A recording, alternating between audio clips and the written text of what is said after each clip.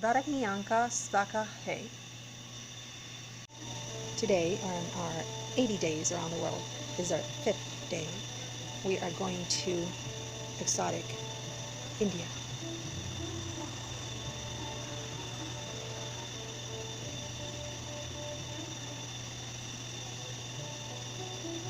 Namaste.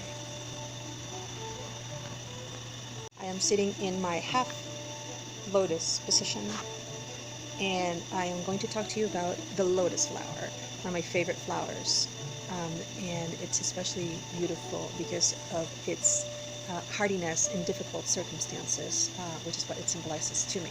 So I'm going to make a traditional Indian soup with rice, or my version of it. It's called a mulligatawny soup, and I am going to try to emulate the beauty and the presence of a lotus flower. This is the way I symbolize it when I do it with my hands. It's just gorgeous. For the exercise and wellness, I'm simply just going to tell you these times are hard, and what we need to do is difficult. The most and easiest part of it is to take a moment from everything that we do every day and try to breathe in deep. I forget what that's called in yoga. If anybody knows, let me know. But the process of breathing in and out deeply cleanses the system. And usually you can do it while in a lotus pose. A full lotus would be both legs, and half a lotus is what I'm doing right now, by resting the hands on your knees and just breathing in deeply and letting the world take care of itself to give us peace of mind and quietness. So like the lotus flower, we can bloom every day.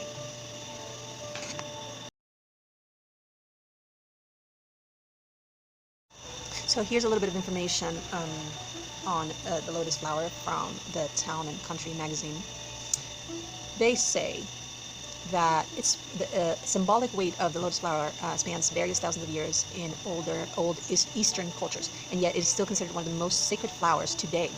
So what it is about this mysterious blossom is that people find it enrapturing. Because of its colorful blooms, it's an obvious subject. But the lotus also has a life cycle unlike any other. With its roots based in mud, it submerges every night into murky river water, and undeterred by its dirty environment, it miraculously reblooms the next morning without residue on its petals. Although cultures have their own interpretations of this daily process, there is a general consensus among ancient texts that symbolizes spiritual enlightenment and rebirth, which is what we are all trying to achieve, I would assume. The lotus stunned people with its ability to dip into the grime and revive itself unscathed, and an incredible daily cycle of life and death and a sudden, immaculate rebirth that can only be described as spiritual. It is no wonder the lotus is associated with such celestial symbolism. The flower simply defies logic.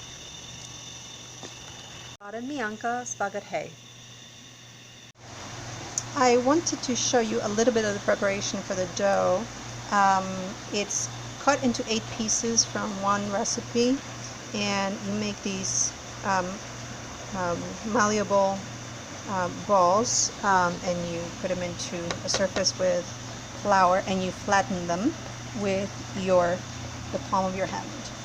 That's basically it. I use the tips of my fingers to finish it off this way and give it a thinner texture. So when it's on the cast iron, it is crispier and flakier. I like it, especially when you put ghee into it. It's really, really good. Happy with my creation. It looks delish.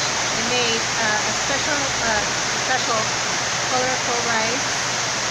Yesterday we had technical issues and I couldn't prepare arroz con guandú. I was going to make a Puerto Rican day. I promised to do it at some other point, but this is what the soup turned out like. And this is the flatbread. It's absolutely delicious.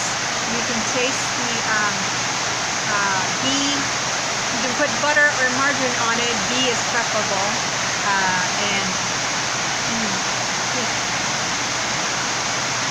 The perfect kind of flatbread. soup has an explosion of flavors all mixed together, combined with the rice. It's a nutritious meal. And to top it off, here's my eucalyptus leaf and royal jelly from fruit made by myself. Tea, which is one of my favorites, refreshing, nutritious, and great to accompany a not so gentle rain shower.